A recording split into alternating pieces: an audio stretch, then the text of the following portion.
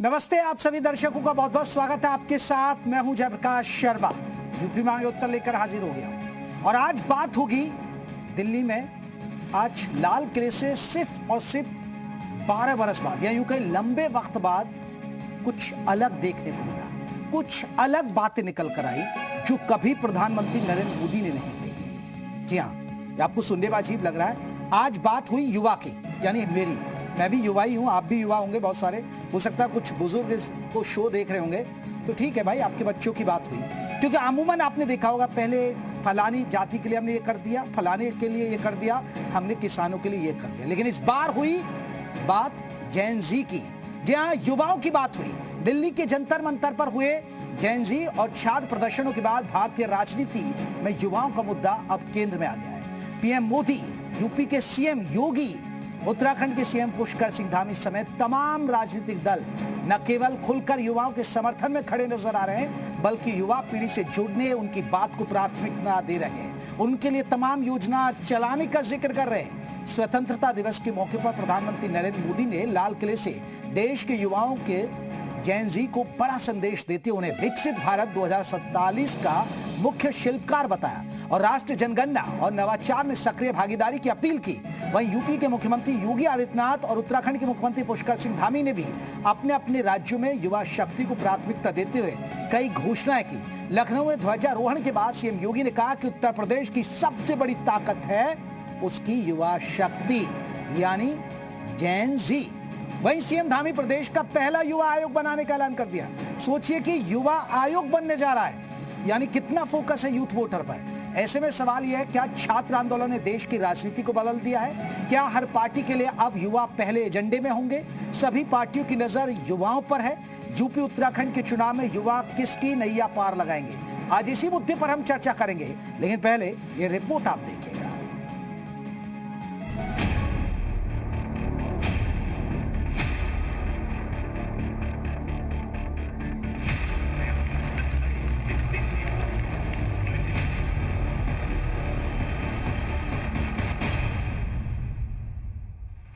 मैं देश के नौजवानों को कहना चाहता हूं, आप अपने सपने को लेकर के आइए, संसाधनों की कमी नहीं रहने देंगे। 1 लाख करोड़ रुपया आपके दिल दिमाग को सामर्थ्य देने का एक व्यवस्था हमने कर दी है। विकसित भारत की यात्रा में युवाओं की बहुत बड़ी भूमिका। इतना ही नहीं, विकसित भारत का सबसे बड़ा लाभार्थी मेरे देश का युवा है और इसलिए हमें विकसित भारत के लक्ष्य को युवाओं के साथ जोड़ करके आगे बढ़ाना। लाल रंग की पारंपरिक राजस्थानी पगड़ी पहने प्रधानमंत्री नरेंद्र मोदी ने इस बार लाल किले की प्राचीर से करीब 77 मिनट की स्पीच दी, जिसमें 2047 के विजन पर जोर रहा और सबसे बड़ा मिशन रहा युवा। जब मैं विकसित भारत की बात कर रहा हूं, देश को तेज गति से आगे बढ़ाने की बात कर रहा हूं, उसका सबसे बड़ा लाभार्थी कौन है? इन सारे प्रयासों का सबसे बड़ा साधक कौन है? अगर साधक है तो मेरे देश का युवा है, मेरे देश की युवा शक्ति है। लेकिन मोदी का युवा संकल्प सिर्फ सपनों तक सीमित नहीं रहा। इसमें स्किल, टेक्नोलॉजी और रोजगार की तैयारी भी शामिल रही। प्रधानमंत्री ने ऐलान किया कि अगले 1 साल में 1 करोड़ युवाओं को AI स्किल ट्रेनिंग दी जाएगी।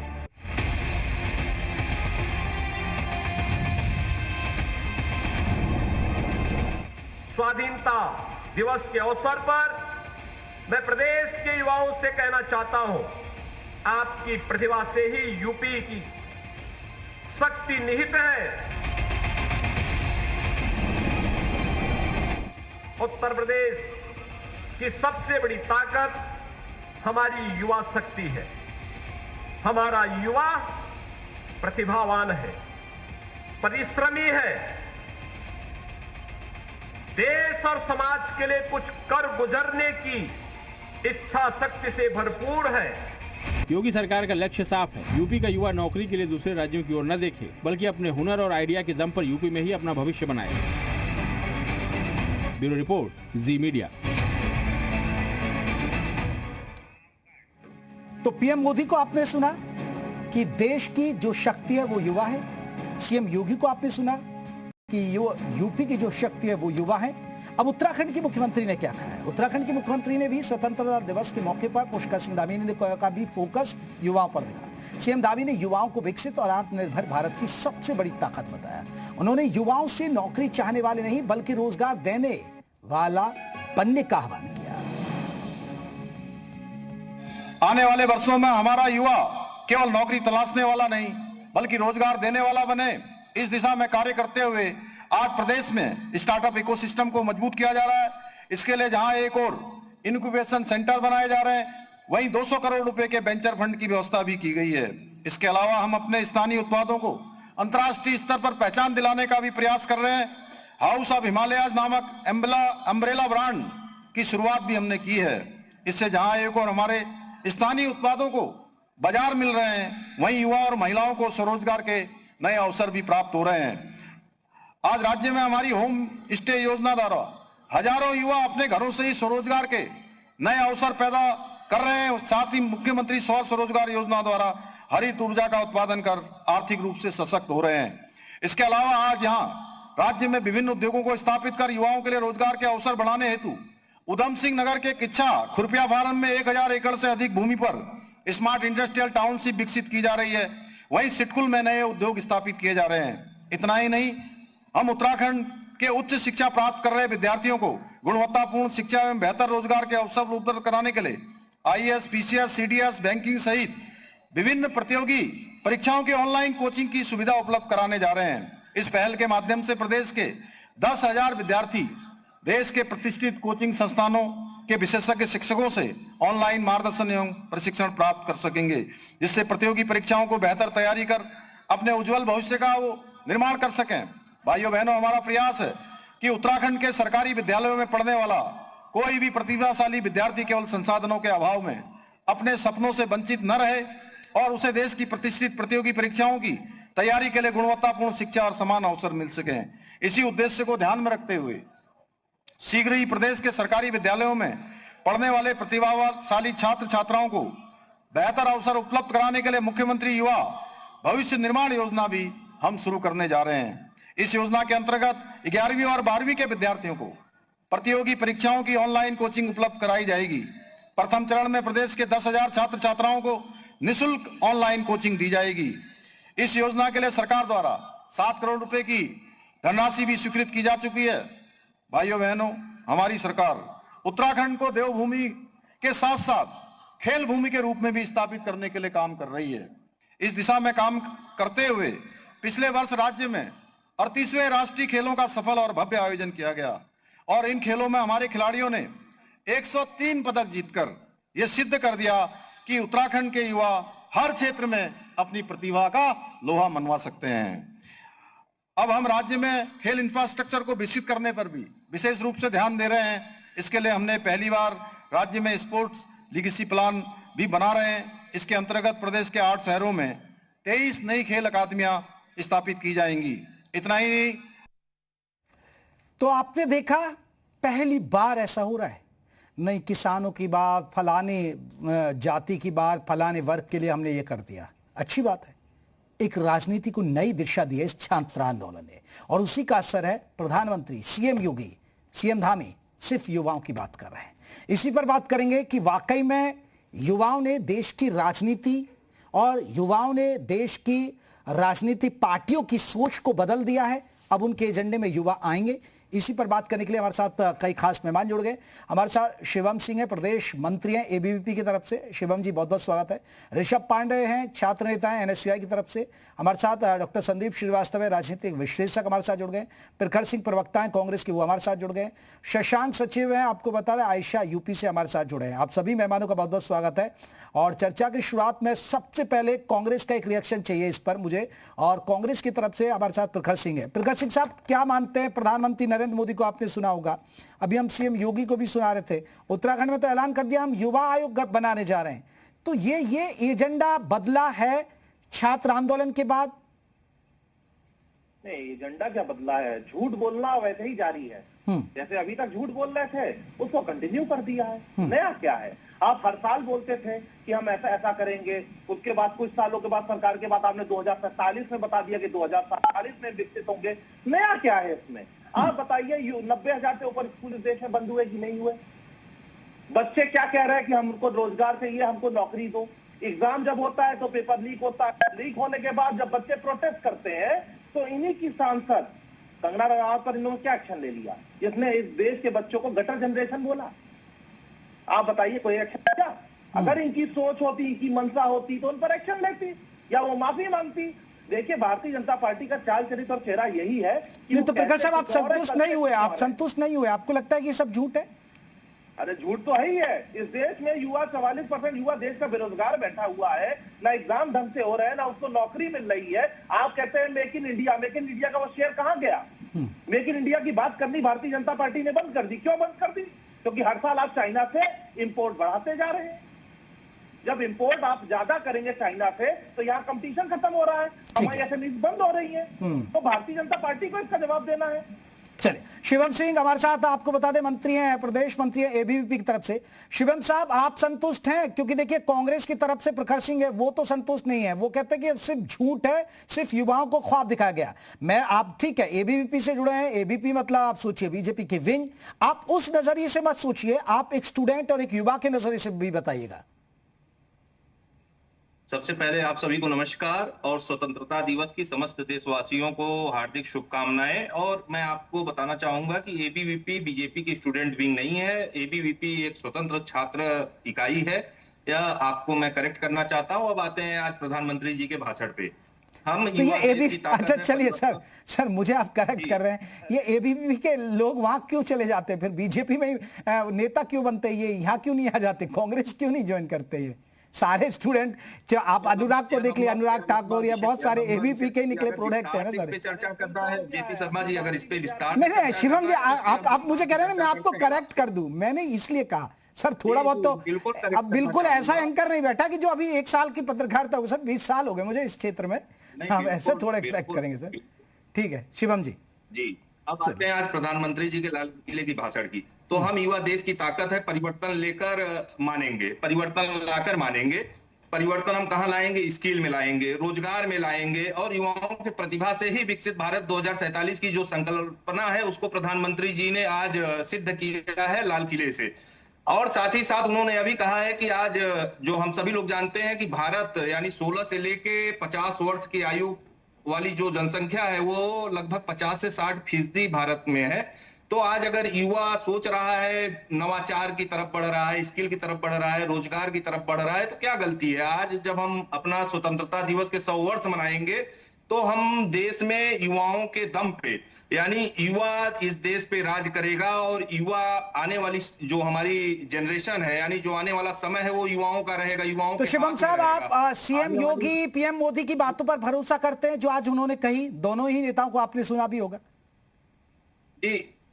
भरोसा करने की बात नहीं कर रहे हैं। जब हम आजादी के 100 वर्ष मनाएंगे तो हम ऐसी संकल्पना करते हैं कि आने वाला युग युवाओं का है। युवा परिवर्तन कहां लाएगा? वो रोजगार में लाएगा, वो शिक्षा में लाएगा, वो स्किल में लाएगा। और साथ ही साथ हम यह भी उम्मीद करते हैं कि आने वाला समय युवाओं का रहेगा, वो चाहे राजनीति का क्षेत्र हो, चाहे वह कॉर्पोरेट का क्षेत्र हो, चाहे वह कोई भी सेक्टर हो, उसमें आगे युवा बढ़ेगा तो क्या कमी है? चलिए ऋषभ पांडे का मैं रिएक्शन। ऋषभ पांडे ये तो अच्छी बात है भाई, देखिए शिवम भी कह रहे हैं कि अच्छी बात है, युवाओं की बात करें, युवाओं को आगे बढ़ाया जाए, चाहे कोई भी सरकार हो, उसमें क्या दिक्कत है?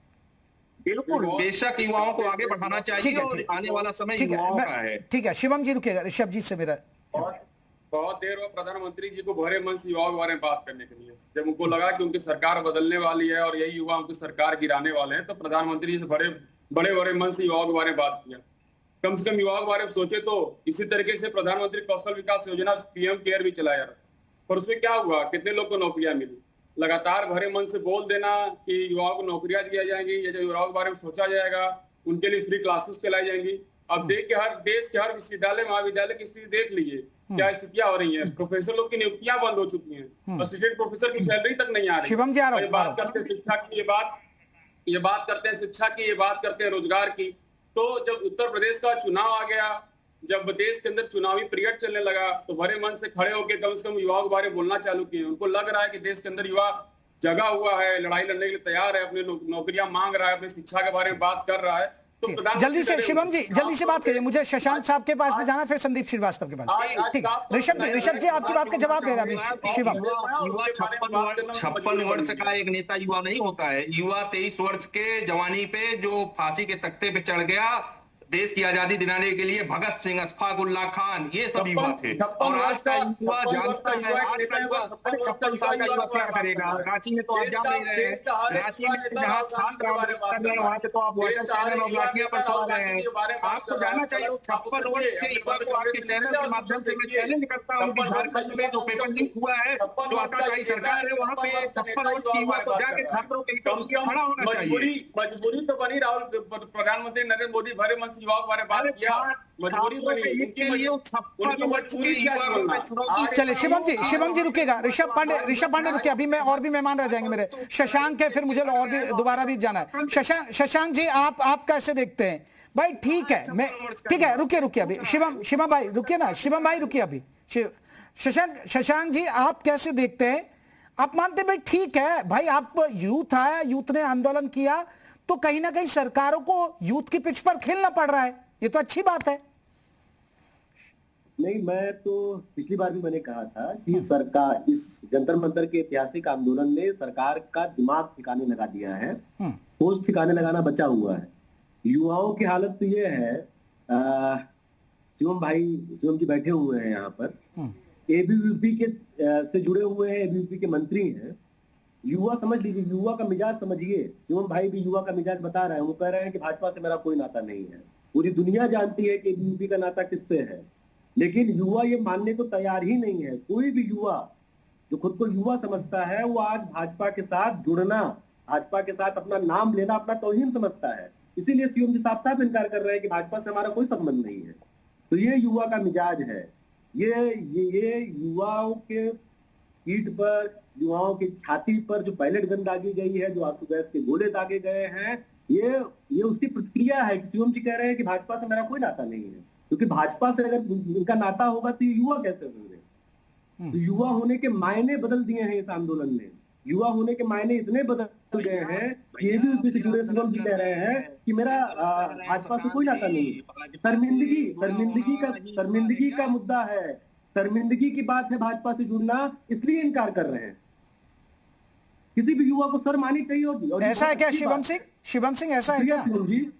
शुक्रिया शिवम जी। देखिए, मैं फिर करेक्ट करूंगा, अखिल भारतीय विद्यार्थी परिषद एक स्वतंत्र छात्र संगठन की इकाई है, और हमें जहां युवाओं के मुद्दे पे, छात्रों के मुद्दे पे, पूरे देश भर में जहां पे भी खामियां है, जहां पे भी भ्रष्टाचार है, जहां पे भी अनियमितता है, वहां पे एबीवीपी नीट का मुद्दा रहा है। हम सभी ने देखा कि दिल्ली में एनटीए के बाहर सबसे पहले और पूरे देश भर में सभी जिला केंद्रों पे अखिल भारतीय विद्यार्थी परिषद के कार्यकर्ता लाठी खा रहे थे, ज्ञापन दे रहे थे। ठीक है शशांक साहब जल्दी से जवाब दीजिए। कहां थी ये रचुआ? ये देखिए, कहां थी जुड़े हुए हैं भाजपा से, झूठ बोलने की ट्रेनिंग है।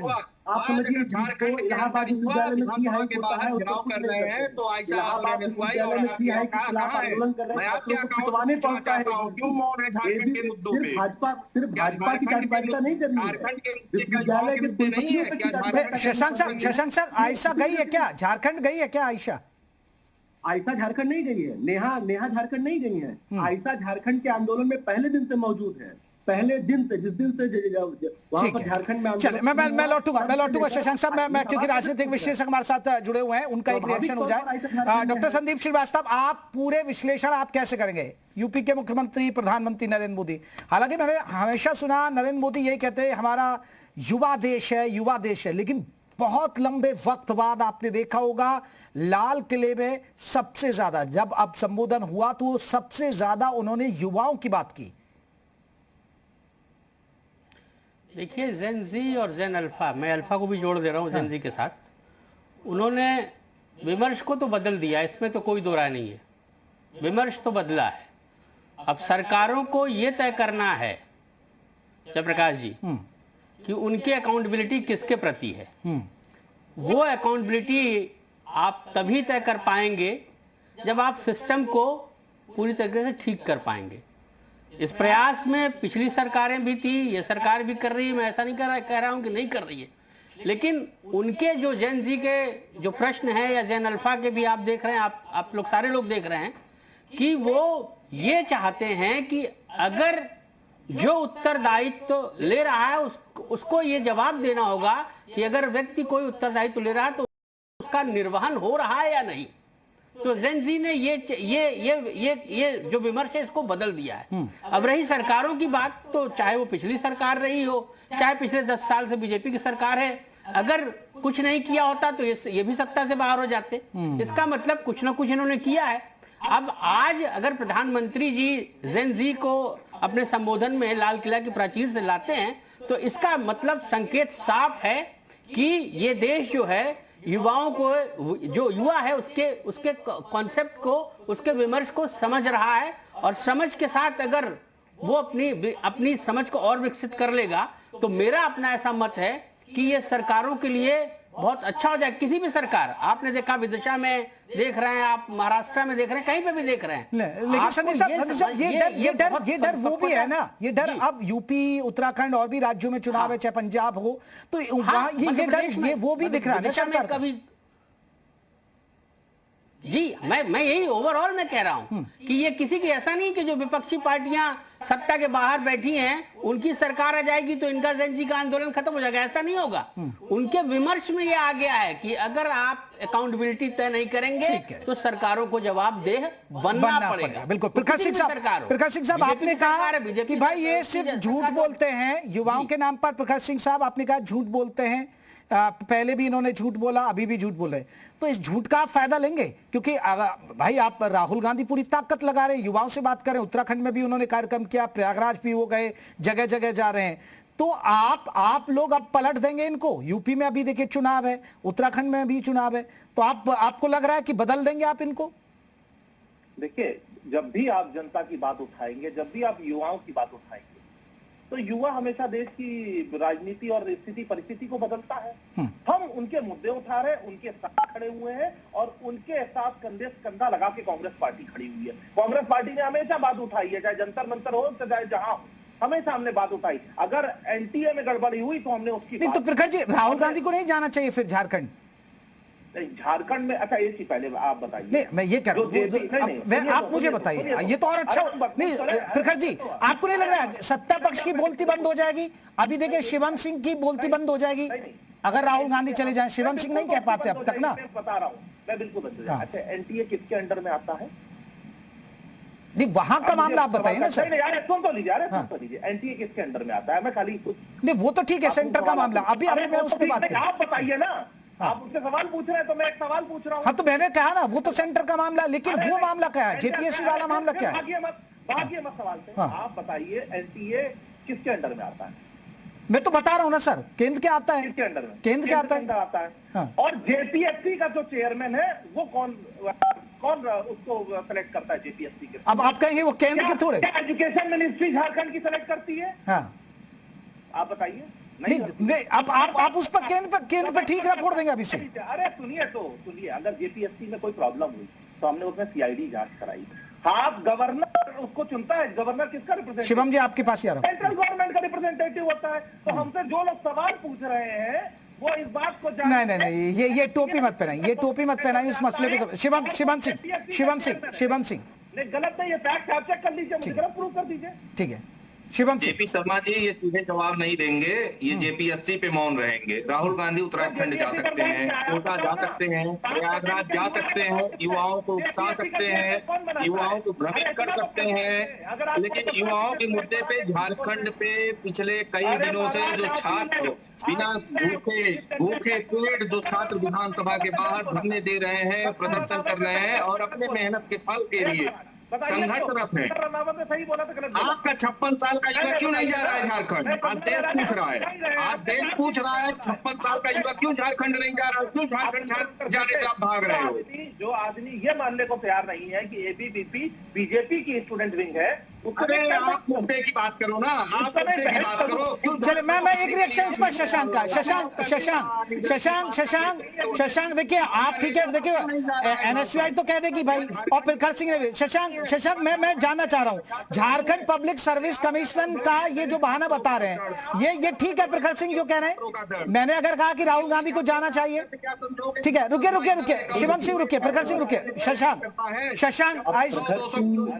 प्रखर जी क्या कह रहे हैं प्रखर जी रुकिए, शिवम सिंह रुकिए, अभी प्रखर जी रुकिए, शिवम सिंह रुकिए, शशांक की बात हो जाए फिर। हाँ, एक मिनट। मैं लगातार राहुल गांधी जी बतौर नेता विपक्ष जो मैं उनको ऑब्जर्व कर रहा हूँ, हम लोग देख रहे हैं, वो लगातार जेपीएससी के मूवमेंट और झारखंड के आंदोलन के छात्रों के पक्ष में बोल रहे हैं, ट्वीट कर रहे हैं। हम अपनी बात कर सकते हैं। हम झारखंड में जो आंदोलन चल रहा है उस आंदोलन में पहले दिन से मौजूद है, सचिव पहले दिन से आंदोलन में मौजूद है और हम जवाबदेही के पक्ष में कोई झारखंड सरकार की जो है ना, ये हम बहुत घुमाने की नींद में नहीं है, जवाबदेही बनती है। और दूसरी बात भाजपा को इस मामले में बोलने का कोई हक नहीं है, कोई हक नहीं है। चले मैं एक रिएक्शन, ऋषभ पांडे आप क्या कहेंगे? जैसे अभी शिवम जी उठा रहे हैं मसला कि भाई जाना चाहिए राहुल गांधी को वहां, कांग्रेस वहां क्यों नहीं बोलती है? देखिए हमारे जो वहाँ पूछ रहा है राहुल गांधी का जाएंगे। बोल लीजिए, शहर अध्यक्ष है, जिला अध्यक्ष लगातार वहाँ लड़े थे, और जब प्रोटेस्ट चालू हुआ तो हमारे खुद संगठन के राष्ट्रीय अध्यक्ष विनोद झाकर वहाँ मौजूद थे और पूरी संगठन की टीम, पूरी सब लोग मिलकर मुख्यमंत्री। अरे सर, यहाँ पीएम आवास के बाहर आप धरना दे देते हैं, यहाँ क्या दिक्कत है सर? वहाँ जाने में क्या है? वहाँ चले जाए, वहाँ धरना ना दे। बार बार राहुल गांधी स्पष्ट रूप से बोल रहे हैं कि झारखंड के छात्रों, नौजवानों के साथ वो हैं। बार बार चाहे मीडिया के सामने रहा हो, चाहे चल मैं एक ठीक है मैं एक प्रखर सिंह देखिए, आप कांग्रेस के प्रवक्ता, मेरा आपसे यही सवाल होगा, क्योंकि बहुत सारी बातें के अभी जैसे कह रहे ऋषभ साहब, पहले आप अपनी बात रख दीजिए क्योंकि आपकी अधूरी रह गई, फिर मैं प्रखर सिंह के साथ रुक करूंगा। जी प्रखर। अभी शिवम भाई ने बोला कि राहुल गांधी जी मीडिया के सामने बड़ी बड़ी बातें करके और झारखंड के छात्रों को समर्थन नहीं दे रहे हैं, तो इनके भी नेता वहां उपस्थित है, वो भी वहां जा सकते हैं। पर हमारे खुद के संगठन मंत्री वहां गए, कांग्रेस के लीडर वहां मौजूद हैं, कांग्रेस के बड़े बड़े नेता वहां मौजूद हैं, लगातार छात्रों की बात कर रहे हैं। राहुल गांधी जी खुद मीडिया के सामने आके स्पष्ट रूप से कह रहे हैं मैं झारखंड के छात्रों के साथ हूं, क्या चाहिए उनको? हमारी वहां सरकार है, तो गठबंधन में सरकार है ना। चले प्रखर साहब मेरा एक आप सवाल, क्योंकि आप कांग्रेस के प्रवक्ता, लेकिन देखिए मैं राहुल गांधी की बहुत तारीफ करूंगा इस मसले पर, ठीक है, एक विपक्ष के नेता पर। रुकिए, मैं राहुल गांधी की तारीफ करूंगा एक नेता प्रतिपक्ष के तौर पर, एक कांग्रेस लीडर के तौर पर। 3 आप चुनाव हार लिए और आप कई राज्यों से आउट हो चुके हैं, बावजूद वो लड़ रहे हैं। नहीं, वरना मैं कहता हूं अगर कोई बीजेपी का ऐसा बड़ा लीडर होता तो वो घर बैठ जाता, बड़ा मुश्किल होता। प्रखर साहब है ना? हाँ, तो मैं तो प्रखर साहब मैं तारीफ कर रहा हूं भाई। आप ये जो ब्रांडिंग मत करिए। अरे आपके नेता की ब्रांडिंग कर रहा हूं सर मैं तो। प्रखर साहब मैं तो ब्रांडिंग कर रहा हूं कि वो अभी भी जूझ रहे हैं, लड़ रहे हैं इतनी, वरना कोई पॉलिटिकल पार्टी का लीडर घर बैठ जाता। ऐसे तो अटल जी को तो ब्रेन हेमरेज हो जाना चाहिए था। अरे आपको तो तारीफ भी नहीं सुन रहे, लेकिन आपको नहीं लग रहा कि अगर वो झारखंड चले जाते तो सोने पे सुहागा हो जाए? समझा ही लेते छात्रों को कि भाई हम आपकी बातों को रखवाएंगे। चलिए मैं आपको समझा दे रहा हूँ, अगर अनइंटरप्टेड आप मुझे बोलने दें 20 सेकंड के लिए। ऐसा है, हम जब मोदी जी से कह रहे थे या एजुकेशन मिनिस्टर का जब इस्तीफा मांग रहे थे, तो इसलिए इस्तीफा मांग रहे थे क्योंकि एनटीए उनके अंडर में आता है। अगर आप कह रहे हैं झारखंड गवर्नमेंट, पहली चीज झारखंड जो एजुकेशन मिनिस्ट्री है उसके अंडर में जेपीएससी आता ही नहीं है, उसका चेयरमैन बनाता है गवर्नर। मगर उसके बावजूद जो बच्चे मांग कर रहे हैं उस पर हमने सीआईडी की जांच करी जो हमारे अंडर में आती है। सीबीआई की जांच में इससे पहले भारतीय जनता पार्टी की सरकार ने कराई थी और सबको बाइज्जत बरी कर दिया था, कोई वो नहीं हुआ था। तो इसलिए हम अपने उसके अंडर में करा रहे हैं और जांच करा रहे हैं। उसके बावजूद हम गठबंधन में है, हमारा हर स्टेट का नेता वहां मौजूद है, बच्चों के साथ खड़ा हुआ है और बच्चों के साथ। चलिए ठीक है, देखिए मैं तो तारीफ कर रहा था, लेकिन आप तारीफ भी नहीं सुनना चाह रहे, फिर कहते हैं कि मीडिया तारीफ नहीं। जल्दी से मैं एक संदीप साहब एक छोटा सा रिएक्शन जल्दी से आपका। भविष्य क्या देख रहे हैं युवा, या आपको लग रहा है कि अभी क्योंकि माहौल ऐसा तो युवाओं की बात कर ली जाए फिर मामला शांत होगा, या आपको लग रहा है नहीं केंद्र बिंदु में अब युवा ही रहने वाला है? नहीं, अब मामला शांत नहीं होगा जयप्रकाश जी, ये मामला बनेगा, बढ़ेगा। मुझे लगता है युवा केंद्र में रहेगा। और जब आप दिल्ली की बात करेंगे, झारखंड, पंजाब और जो अन्य राज्य है उन राज्यों की बात आपको करनी पड़ेगी, इससे भी आप नहीं भाग सकते हैं। ठीक है, तो मुझे लगता है कि युवा को हटाकर, आप चूंकि इस देश में सबसे ज्यादा आबादी युवाओं की है, तो मुझे लगता है कि centre point of centre focus उन पे हमेशा रहेगा, कोई भी सरकार मुझे नहीं लगता है। चलिए, युवाओं की बात हो रही है, जैन जी की बात हो रही है, बहुत अच्छी बात है और अच्छी बात है कि भाई युवाओं को मौका मिलना चाहिए। बहुत बहुत शुक्रिया आप सभी मेहमानों का, आपसे बात करने के लिए। यूपी मांगे उत्तर, बस इतना ही। नमस्ते।